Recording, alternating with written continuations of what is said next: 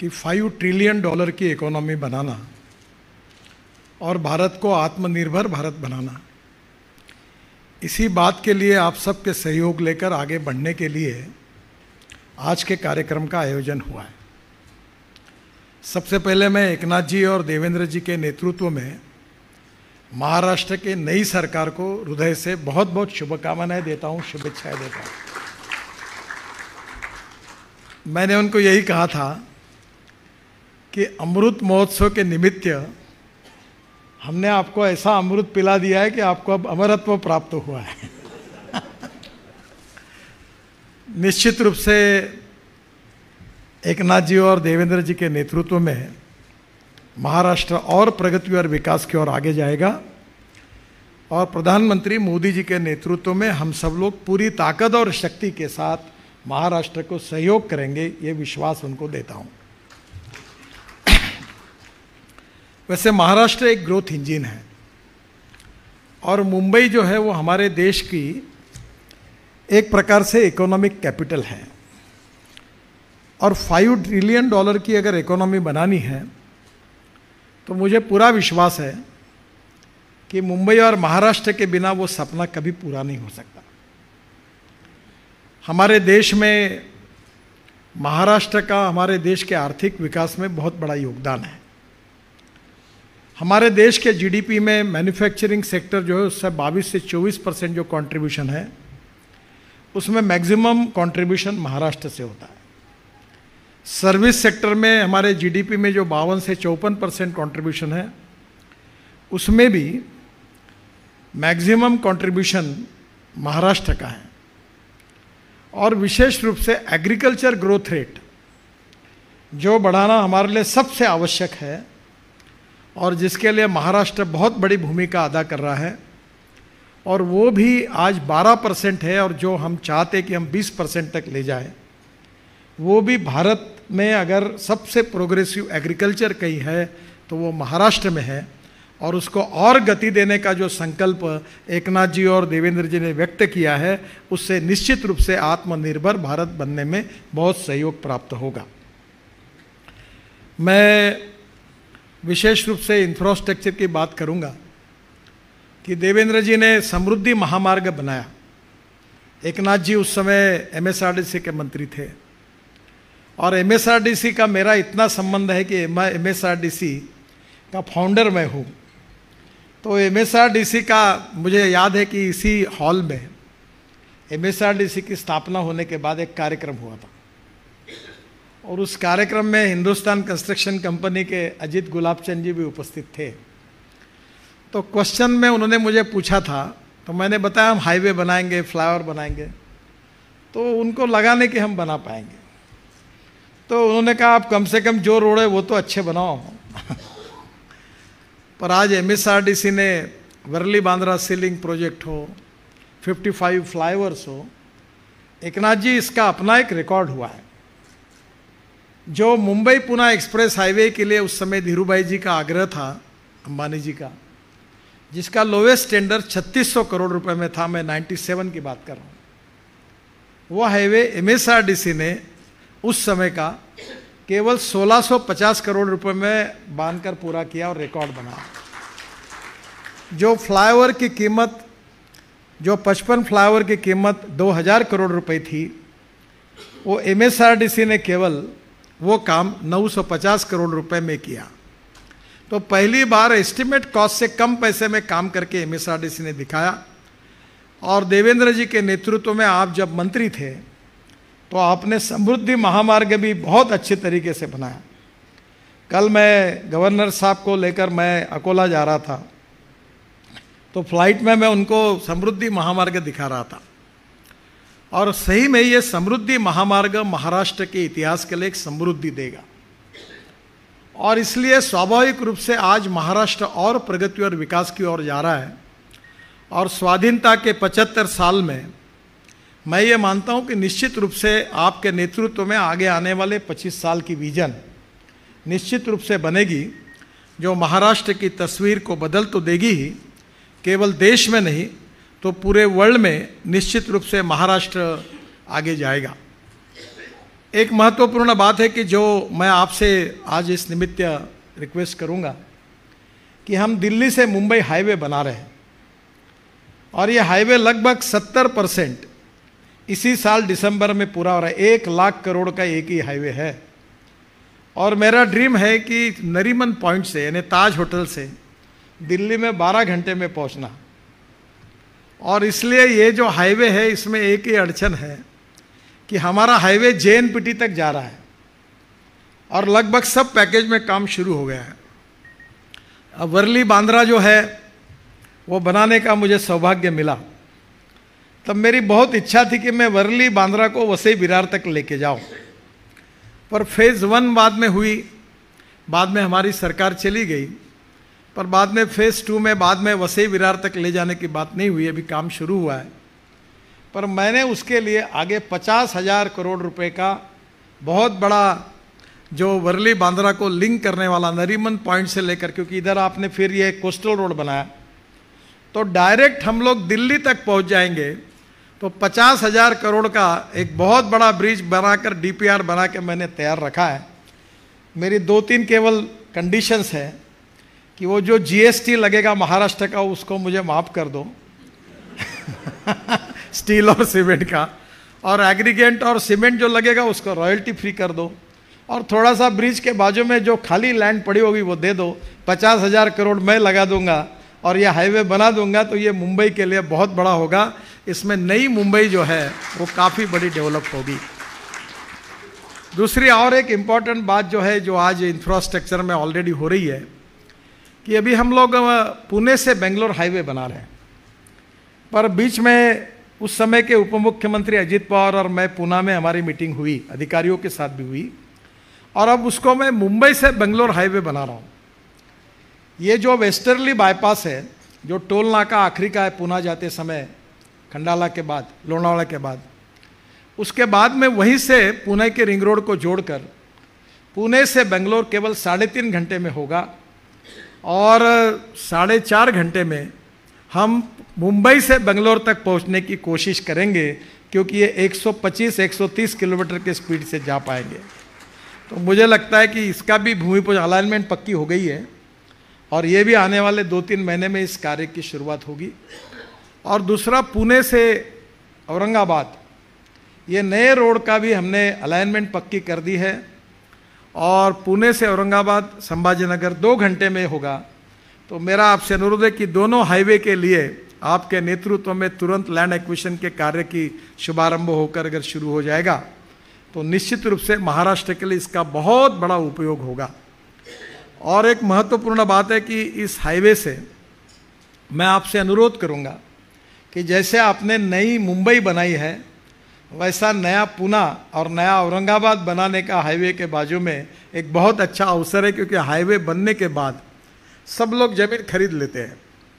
हम हाईवे बनाने के पहले महाराष्ट्र सरकार ज़मीन खरीदी करे, जिसके लिए मैं सहयोग करूंगा, और वहाँ नई टाउनशिप अगर आप बनाएंगे तो वो एक बहुत अच्छी तरह से औरंगाबाद के लिए, संभाजीनगर के लिए और पुणे के लिए भी बहुत बड़ा योगदान हुआ। एक अच्छी बात हुई है कि मुंबई और पुणे का पोल्यूशन जो है, जो ठाणे का है, इसमें सबसे बड़ा प्रॉब्लम है कि जो हमारा पूरा जम्मू कश्मीर से लेकर पूरा उत्तर का जो ट्रैफिक आता है, दिल्ली, पंजाब, हरियाणा, राजस्थान, गुजरात, ये पूरा मुंबई आता है और मुंबई से पुणे जाता है, और पुणे से एक तरफ सोलापुर और एक तरफ कोल्हापुर जाता है साउथ जाने के लिए। पर अब हमने एक नया रोड बनाया जो सूरत से डायरेक्ट, सूरत से नासिक, और नासिक से अहमदनगर, और अहमदनगर से सोलापुर, और सोलापुर से आगे एक तरफ वो हैदराबाद, त्रिवेंद्रम, बेंगलोर तक पूरे तरह हमने हाईवे उधर मार्क किए हैं, तैयार किए हैं। तो मुझे लगता है कि ये पूरा जो साउथ का ट्रैफिक है मुंबई और पुणे आने वाला है, इसमें 50% कम हो जाएगा। तो इसमें पुणे और मुंबई का पोल्यूशन भी काफ़ी कम होगा, ठाणे का बहुत कम होगा। और इसलिए ये भी आप इसके लिए ज़रूर प्राथमिकता दीजिए, जो आपके नेतृत्व में ये महाराष्ट्र के लिए बहुत महत्वपूर्ण होगा। नागपुर से हैदराबाद का भी हाईवे बना रहे, जिसमें देवेंद्र जी का वो और मैं दोनों नागपुर के हैं, तो दोनों बैठकर उसमें का समाधान तो हम तुरंत काम शुरू करेंगे। महाराष्ट्र में सबसे बड़े इम्पोर्टेंट है शुगर इंडस्ट्री। और महाराष्ट्र में आज जो कुछ समृद्धि आई है, एग्रीकल्चर ग्रोथ रेट बढ़ा है, वो वेस्टर्न महाराष्ट्र में, मराठवाड़ा में, अब विदर्भ में थोड़े प्रमाण पर शुगर इंडस्ट्री के कारण बहुत प्रगति हुई है। हमारे देश में टोटल 340 लाख टन शुगर जो तैयार होती है, उसमें 50% शुगर महाराष्ट्र में होती है। और इस साल sugar surplus, corn surplus, rice surplus, इसके नई समस्याएं खड़ी हुई है। तो मैक्सिमम शुगर का कन्वर्शन इथेनॉल में करने की दो नीतियों को भारत सरकार ने अनुमति दी, जिसका सबसे बड़ा फायदा महाराष्ट्र को हो रहा है। और इसलिए ये जो इथेनॉल है, अभी हमने पेट्रोल में तो 20% डालने का निर्णय किया, फिर भी हमें बहुत शॉर्ट सप्लाई है, 10% अभी पूरा हुआ है। पर अभी हमने एक नया निर्णय हुआ है कि मैं एक बार पढ़ते पढ़ते रशियन साइंटिस्ट, उन्होंने एक प्रयोग किया कि इथेनॉल की कैलोरिक वैल्यू पेट्रोल की तुलना में 1 litre petrol equal to 1 litre 300 ml of ethanol. तो उस समय ये देखकर मुझे लगा कि ये हमने करना चाहिए, तो मैं रशियन साइंटिस्ट को मैंने इंडिया में बुलाया और उनका प्रेजेंटेशन लेने के बाद मुझे लगा कि हो सकता है। तो इंडियन ऑयल के जो चेयरमैन है मिस्टर वैद्य, उनको और राम कुमार करके रिसर्च लेबोरेटरी के डायरेक्टर है, उनको दोनों को बुलाकर उसका प्रेजेंटेशन दिया। तो राम कुमार जी ने मुझे कहा कि ये मुझे कठिन लगता है सर। मैंने बोला ट्राई करके देखिए, और उनने 3 महीने ट्रायल दी फरीदाबाद में। अब उन्होंने मुझे सर्टिफाई करके लेटर मुझे और पेट्रोलियम मिनिस्ट्री को दिया है कि ये इससे इथेनॉल की कैलोरिक वैल्यू पेट्रोल के बराबर होगी, यानी इथेनॉल का एवरेज जितना मिलेगा उतना ही पेट्रोल का एवरेज मिलेगा। तो स्वाभाविक रूप से मैं आपसे अनुरोध करूंगा कि अब फ्लेक्स इंजन की गाड़ियां अगले महीने से आ रही हैं। इसमें से टोयोटो, हुंडई, सुजुकी, और ये ब्राज़ील, यूएसए और कनाडा में है। और वो जो गाड़ियाँ है, और बजाज की स्कूटर 2 व्हीलर, टीवीएस की और हीरो की भी आई है, और ऑटो रिक्शा भी आई है। तो अब महाराष्ट्र से पेट्रोल को हद्दपार करिए। पेट्रोल 120 रुपये लीटर और इथेनॉल 62 रुपीज़ लीटर आएगा, कैलोरिक वैल्यू सेम होगी, तो ग्राहकों का भी फायदा होगा। मैं आपसे विशेष रूप से अनुरोध करूंगा कि ई व्हीकल की बात मैं जब करता था तो लोग कहते थे कि होगा नहीं। अब मुंबई में ई बसेस आ गई, पूना में आ गई। अब तो इलेक्ट्रिक व्हीकल 4 व्हीलर हमारी भारतीय कंपनियों की, अब ये 9 महीने, साल भर उसकी वेटिंग लिस्ट है, इतने ई व्हीकल की डिमांड बढ़ी। अब ये स्कूटर आ गई और हम 10 लाख करोड़ रुपए का क्रूड ऑयल इंपोर्ट करते हैं। अब ethanol, methanol, biodiesel, bio LNG, bio CNG और इसके साथ ग्रीन हाइड्रोजन की भी शुरुआत हुई। और मेरे पास तो हाइड्रोजन की गाड़ी है, मर्सिडीज से भी अच्छी है, हवा भी कोई धुआं भी नहीं निकलता और आवाज़ भी नहीं आता। तो green hydrogen is a fuel for the future. और गवर्नमेंट ने अभी 3000 करोड़ रुपए का ग्रीन हाइड्रोजन मिशन तैयार किया है, हाइड्रोजन मिशन। और मैं आपसे अनुरोध करूंगा कि महाराष्ट्र ये प्रगतिशील है। ये जो पूरी वर्ल्ड की इकोनॉमी फ्यूल, फर्टिलाइज़र और विशेष रूप से ये इसी के पीछे घूम रही है। तो मेरा आपसे अनुरोध है कि आज फ्यूल में सबसे बड़ी प्रॉब्लम और समस्या है, जिसका आप जीएसटी कम करने की बात कर रहे हैं, वो तो जरूर करिए, पर जीएसटी से अपनी फ्यूल तैयार होगी। अभी महाराष्ट्र में देवेंद्र जी, मैंने 2 प्लांट का इनॉग्रेशन किया कि एक पूना में बायो सीएनजी बनाया उन्होंने, जो ट्रैक्टर को कन्वर्ट कर रहे हैं, और दूसरा जो प्लांट है वो हमारे इसमें ठोमरे जी है, उन्होंने यवतमाल जिले में शुरू किया। और अब महाराष्ट्र में 10-12 प्लांट ऐसे हैं कि जो बायोमास से बायो सीएनजी, बायो एलएनजी बना रहे हैं। तो ये हमारे किसान इतने अच्छे हैं, तो हम आने वाले समय में ये जो पूरा इंपोर्ट है क्रूड ऑयल का, पोल्यूशन करने वाला, इसमें महाराष्ट्र सबसे बड़ी भूमिका लेंगे, तो हमारा इंफ्रास्ट्रक्चर बदल जाएगा। मैं आपको और एक अनुरोध करूंगा कि अब रोपवे, केबल कार, फेनिकुलर रेलवे भी मेरे पास है। मैं बद्रीनाथ, केदारनाथ, गंगोत्री, यमुनोत्री सब जगह बना रहा हूँ। 65 प्रोजेक्ट्स मंजूर किए हैं, महाराष्ट्र में भी है कुछ। मेरा आपसे अनुरोध है कि ये पब्लिक ट्रांसपोर्ट और इलेक्ट्रिसिटी में ये ट्रॉली बस जो है, जिसमें बैटरी की ज़रूरत नहीं है और इसलिए वो सस्ती भी है, तो ये अगर हम शुरू करेंगे, जो मुंबई में पुरानी ट्राम थी, तो ये टायर पे चलने वाली ये 2 बसेस जोड़कर जाएगी, तो इससे कॉस्ट बहुत कम हो जाएगी। एग्जिस्टिंग डीजल बस के रेट जो टिकट के हैं वो 30% कम हो जाएंगे। तो मुझे लगता है कि आपने बिल्कुल सही कहा कि पब्लिक ट्रांसपोर्ट इलेक्ट्रिसिटी ये बहुत इंपॉर्टेंट है, और समुद्र में भी हम रोप वे केबल कार का उपयोग कर सकते हैं। मुझे याद है कि मैं ये बीपी मंत्री था तो बीपीटी में मैंने अलीबाग जाने के लिए ये हमारा रो पैक्स शुरू किया, और ये शुरू किया तो अब इतना गाड़ियाँ लेकर बसेस लेकर लोग जाते हैं। मुझे अब देखने के लिए एक बार उसको जाना है, पर लोग बहुत खुश है उसके कारण। इसी प्रकार से नए मुंबई से लेकर और नए एयरपोर्ट को शिंदे जी मैंने एक प्रोजेक्ट तैयार करके बीपीटी में रखा है कि हमारे मुंबई के किसी भी दिशा से 17 मिनट के अंदर हम पानी से वाटर टैक्सी से नए मुंबई के एयरपोर्ट पर पहुंच जाएंगे, ठाणे से लेकर वसई विरार से लेकर तब। तो इसलिए ये प्रोजेक्ट अगर हो जाएगा तो रोड पर का भी ट्रैफिक कम होगा। और इसलिए जो आत्मनिर्भर भारत का जो संकल्पना है, जिसमें आपने बहुत अच्छी इरिगेशन को प्रायोरिटी दी है, विशेष रूप से इरिगेशन पानी यही महाराष्ट्र के लिए सबसे इम्पोर्टेंट सब्जेक्ट है।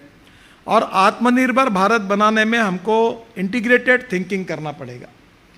वी नीड इंडस्ट्रियल इन्वेस्टमेंट, उसके सिवा नहीं होगा, because we need to increase employment potential, and without employment potential we can not eradicate the poverty. और इसलिए निश्चित रूप से इंडस्ट्रियल डेवलपमेंट तो हमको करनी पड़ेगी, पर उसके साथ साथ एग्रो एमएसएमई और एग्रीकल्चर, रूरल और ट्राइबल में भी हमें इन्वेस्टमेंट बढ़ानी होगी। मैं संजीव बजाज जी मुझे मिलने के लिए आए थे, तो मैंने उनसे अनुरोध किया कि सीआईआई में आप 2 प्रकार के चैप्टर खोलिए, एक agriculture, rural and tribal and forest based industries, जिसमें हमारी एक देश में गांधी जी कहते थे कि हमारी 90% पॉपुलेशन गाँव में रहती थी, अब 25% माइग्रेशन हुआ है, और ये 25% माइग्रेशन हुआ है वो सब शहर में आए, जिसमें मुंबई, दिल्ली, चेन्नई यहाँ के प्रॉब्लम्स बड़े हैं। तो सीआईआई की तरफ से आत्मनिर्भर भारत बनाने के लिए जब तक ये जो 65% पॉपुलेशन है, इनका जीडीपी ग्रोथ में केवल 12% कंट्रीब्यूशन है, और ये जो 12% कंट्रीब्यूशन है ये हमको अगर 20% तक ले जाना है तो सीआईआई के सपोर्ट के बिना ये नहीं होगा। और इसलिए निश्चित रूप से energy, solar energy, alternative fuels, बाकी तो हमारी स्टील इंडस्ट्री है, पावर है, ट्रांसपोर्ट है, ये सब में तो आप लोग इंटरेस्ट लेते ही है और इसमें बहुत अच्छा काम भी करते हैं। पर मैं आपको स्पेशली रिक्वेस्ट करूंगा कि सीआईआई इस समय आत्मनिर्भर भारत बनाने का जो सपना है, इसको पूरा करने में agriculture growth rate, agriculture, rural, tribal, इसमें बहुत पोटेंशियल है। हमारा ताड़ोबा है, कभी आप बहुत से लोग मुंबई में रोज़ हवाई जहाज में आते हैं। यहाँ के एक गायक आए थे नागपुर में, तो मैंने उनको भेजा ताड़ोबा, तो एक दिन में उन्होंने 9 टाइगर देखे। यानी फॉरेस्ट इतना अच्छा है कि फॉरेस्ट में टूरिज्म इतना अच्छा डेवलप हो सकता है और ऑलरेडी हो रहा है। तो आप ये रूरल, ट्राइबल, एग्रीकल्चर और फॉरेस्ट बेस में गढ़चिरौली, चंद्रपुर, ठाणे जिले का ये जो ट्राइबल एरिया है, इसमें ग्रोथ रेट बढ़ाने के लिए सीआईआई का विशेष इनिशिएटिव होगा, तो आत्मनिर्भर भारत बनाने के लिए वो बहुत बड़ा कंट्रीब्यूशन होगा। रोड इंफ्रास्ट्रक्चर हम बनाए रहे, पानी हमारे लिए उपलब्ध कर ही रहे, और अच्छी अच्छी योजनाएं। देवेंद्र जी जब थे तो मैं वाटर रिसोर्सेस मंत्री था, तो मैंने 6000 करोड़ रुपए महाराष्ट्र को दिए उस समय, जो प्रोजेक्ट अधूरे पड़े थे उसको पूरा करने के लिए। और मैं एकनाथ जी आपको और देवेंद्र जी को अनुरोध करूंगा कि सबसे पहली प्रायोरिटी सिंचाई को दो, इरिगेशन को दो, पानी को दो। हमारे पूरा सह्याद्री के पठार को पूरा पानी समुद्र में जा रहा है, उसको रोककर अगर आपने गोदावरी में लाया तो पूरे डैम मराठवाड़ा और वेस्टर्न महाराष्ट्र के पूरे भरे रहेंगे। तो आपका विशेष रूप से ध्यान इस बात की तरफ है, और इसलिए एग्रीकल्चर, रूरल और ट्राइबल सेक्टर में सीआईआई और बाकी ऑर्गेनाइजेशन की सहयोग से एग्रीकल्चर ग्रोथ रेट को बढ़ाने के लिए अल्टरनेटिव फ्यूल से लेकर बाकी बहुत सी क्रॉप पैटर्न बदलने में काफ़ी आपने इंटरेस्ट लिया है। तो मुझे विश्वास है कि ये इस आत्मनिर्भर भारत बनाने का जो सपना प्रधानमंत्री के जी का है, $5 ट्रिलियन की इकोनॉमी बनाने का है। We are the fastest growing economy in the world, और आज हमारा देश ऐसा है कि हमारे पास सबसे ज़्यादा young talented engineering power, man power हमारे देश में है। Innovation, entrepreneurship, science, technology, research, skilled and successful practices. We name it as knowledge and conversion of knowledge into wealth is the future. इसमें महाराष्ट्र सबसे अग्रेसर है, और वेस्ट टू वेल्थ में भी महाराष्ट्र अग्रेसर है। आप देश को मार्गदर्शन करने की क्षमता रखते हैं और इसलिए निश्चित रूप से आने वाले समय में प्रधानमंत्री जी ने जो 75 साल हमारे देश को पूरे हुए हैं, इस 8 साल में हमने सभी क्षेत्रों में काम किया है। बहुत बड़ा उसका किताबें लिखी जा सकती है, प्रेजेंटेशन किया जा सकता है। मैं मानता हूं कि we are a rich nation with a poor population. इस 8 साल में बहुत बड़ा परिवर्तन दिखा। इसके पहले क्या हुआ इसका मैं चर्चा नहीं करूंगा, but the wrong economic policies and bad and corrupt governance and visionless leadership, यही हमारी समस्या थी। और इसलिए आज हमारे देश की कहानी बन गई rich nation with a poor population. But this is the appropriate time for the country that with appropriate leadership and appropriate vision we can make miracles. We can make Indian economy number 1 economy in the world. We are the fastest growing economy in the world. और ये उद्योग क्षेत्र के सहयोग के बिना नहीं हो सकता। उद्योग, एग्रीकल्चर दोनों में भी हमें बहुत बड़ा ट्रांसफॉर्मेशन लाना पड़ेगा। और मैं अक्सर इस बात को कहते रहता हूँ कि politics is the instrument of socio economic reform. और आने वाले समय में महाराष्ट्र में निश्चित रूप से ये जो 75 साल पूरे हुए, जो अमृत महोत्सव मनाए जा रहे हैं, इस 75 साल में इंस्पिरेशन, मोटिवेशन और भारत सरकार का, मोदी जी के नेतृत्व में हमारी सरकार का पूरा सपोर्ट लेकर आने वाले समय में इंडस्ट्री, ऐसे एग्रीकल्चर, इंफ्रास्ट्रक्चर, पावर, टूरिज्म, इन सब सेक्टर में बहुत बड़ी प्रगति होगी। और सीआईआई में विशेष रूप से संजीव जी से अनुरोध करूंगा कि एग्रीकल्चर, रूरल, ट्राइबल के बारे में भी इन्वेस्टमेंट भी चाहिए, इनोवेशन भी चाहिए, रिसर्च भी चाहिए और उसके साथ सक्सेसफुल प्रैक्टिसेस भी चाहिए। और मैं विश्वास रखता हूं कि there are hundreds of good experiments. हम लोग बायो सीएनजी बना सकते हैं, एलएनजी बना सकते हैं, इथेनॉल की इकोनॉमी बना सकते हैं। Everything is proven. मैं मानता हूं कि प्रूवन टेक्नोलॉजी जो है वो बहुत ही आवश्यक है। Availability of raw material, effective marketing और इकोनॉमिक वायबिलिटी। और इसमें आप जैसे लोग निश्चित रूप से एक नई दिशा दे सकते हैं। और राज्य सरकार का सहयोग, आपका सहयोग और भारत सरकार की समर्थन से मुझे लगता है कि निश्चित रूप से ये सपना पूरा होगा। मैं आज फिर से एक बार एकनाथ जी को और देवेंद्र जी को, पहला ही कार्यक्रम उनका था और हमने उनका ऐसा अमृत पिला दिया है कि अब मुझे नहीं लगता कि उनकी गाड़ी कहीं रुक पाएगी। और बहुत गति से, तेजी से, बुलेट ट्रेन से भी ज़्यादा स्पीड से महाराष्ट्र के विकास की यात्रा और आगे जाएगी। और सीआईआई से लेकर आप सब लोगों का, इन्वेस्टर्स का बहुत अच्छा सपोर्ट मिलेगा। मैं इस कार्यक्रम के लिए सीआईआई को बहुत बहुत शुभकामनाएं देता हूं और मीनाक्षी जी को धन्यवाद लेता हूं कि उनके विभाग की ओर से उन्होंने विशेष रूप से आज इस अमृत महोत्सव के निमित्त इस कार्यक्रम का आयोजन किया, इसलिए उनको भी बहुत बहुत धन्यवाद। नमस्कार, थैंक यू। देश को प्रगति पथ पर गतिमान रखने में आपका जो योगदान है वो अतुलनीय है। हम दिल की गहराइयों से आपके सदा ऋणी रहेंगे। Ladies and gentleman,